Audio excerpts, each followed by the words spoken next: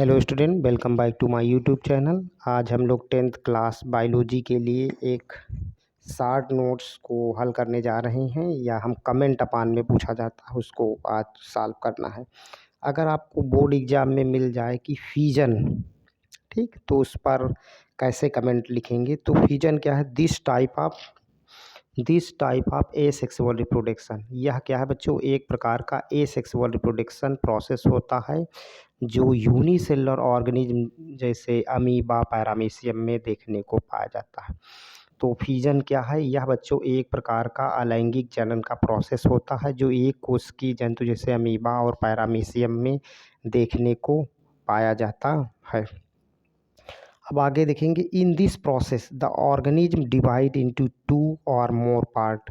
आप इस प्रोसेस में देखेंगे फिजन में या विखंडन में कि इसमें ऑर्गेनिज्म जो होता है एक पार्ट में एक पार्ट जो है डिवाइड हो जाएगा दो पार्ट में या दो से अधिक पार्ट में डिवाइड हो जाएगा। Each part is able to produce the new individual. और प्रत्येक टुकड़ा या पार्ट जो डिवाइड होगा उसमें इतनी क्षमता होती है कि वो अपने जैसा न्यू ऑर्गेनिज्म को बना लेगा।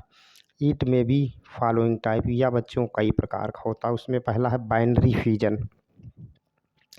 तो बाइनरी फिजन क्या है? इन this process the parental organism divided into two helps bye simple mitotic division. इस प्रोसेस में हम देखते हैं बच्चों क्या होता है, एक ऑर्गेनिज्म होता है वो दो बराबर ऑर्गेनिज्म में बढ़ जाता है या दो बराबर पार्ट में बढ़ जाता है। जो यहाँ पर डिवीज़न होता है बच्चों बाइनरी फिजन में माइटोटिक डिवीज़न के द्वारा होता है। यहाँ पर जो दो पार्ट बने थे उससे प्रत्येक में जेनेटिक मटेरियल समान मात्रा में चला गया था या आनुवांशिक पदार्थ समान मात्रा में चला जाता है। इसके बाद यह क्या करेगा, ठीक है बच्चों, ये क्या करेगा, दो न्यू ऑर्गेनिज्म को डेवलप कर लेता है। इसका एग्जाम्पल क्या है बाइनरी फिजन का? अमीबा और पैरामीशियम है।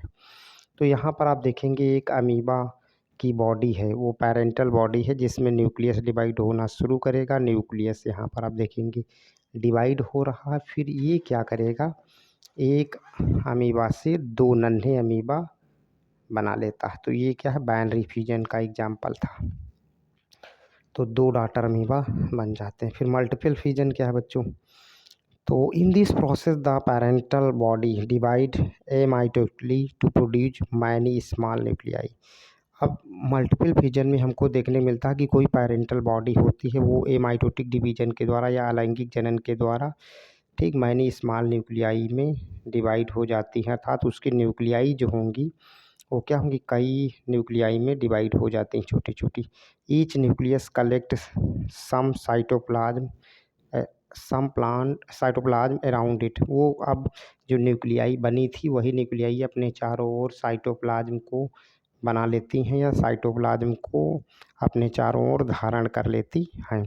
Letter each nucleus collect some cytoplasm and form many small pieces. अब यही क्या करते हैं, जो न्यूक्लियाई थी वो छोटे छोटे पीस के रूप में, टुकड़ों के रूप में दिखाई देने लगती हैं।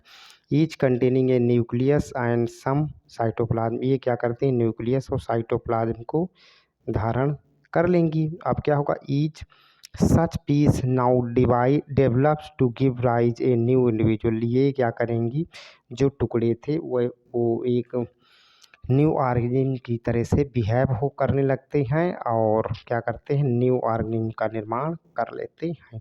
तो इसका एग्जाम्पल क्या है बच्चों? प्लाज्मोडियम है और मोनोसिस्टिस है। किसका? मल्टीपल फिजन का।